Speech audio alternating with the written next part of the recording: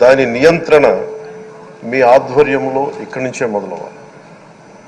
ఇందాక సభా నాయకులు గౌరవ ముఖ్యమంత్రి శ్రీ చంద్రబాబు నాయుడు గారు చెప్తారు, ఆడబిడ్డలు ఏ విధంగా నలిగిపోయారు ఈ రాష్ట్రంలో గత 5 సంవత్సరాల్లో. చిన్న లేదు, పెద్ద లేదు, ఎవరని లేదు.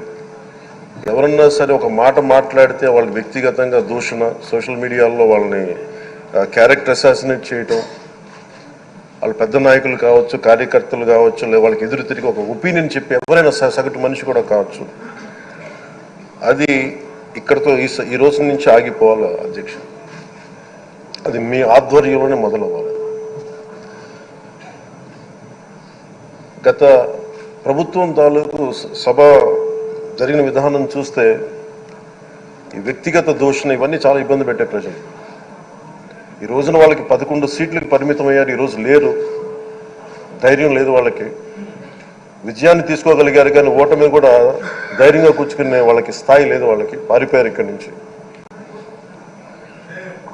భావంలో ఉండే తీవ్రత భాషలో ఉండాల్సిన అవసరం లేదు.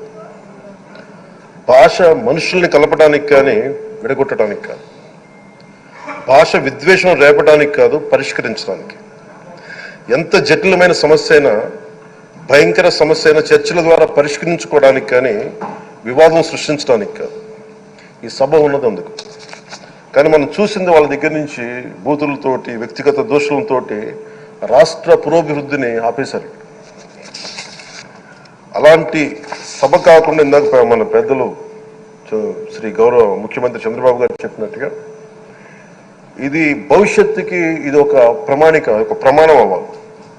2047 వరకు ఇంత అద్భుతమైన స్థానంలో మనకి ఆంధ్రప్రదేశ్ తెలుగు జాతి ఉన్నత స్థాయికి వెళ్ళాలంటే ఈరోజు మనం వేసే ప్రతి అడుగు అది భవిష్యత్ తరాలకు ఒక నిర్దేశక, ఒక టచ్ స్టోన్గా ఉండిపోవాలి, ఒక గిట్ రాయిగా ఉండిపోవాలి. ఈ రోజున ఈ సభలో ఉన్న గౌరవ సభ్యులందరూ చట్టాలు చేయడానికి ఉన్నారు, చట్టాలు ఉల్లంఘించడానికి కాదు. విభేదించడం అంటే ద్వేషించడం కాదు, వాదించడం అంటే కొట్టుకోవడం కాదు.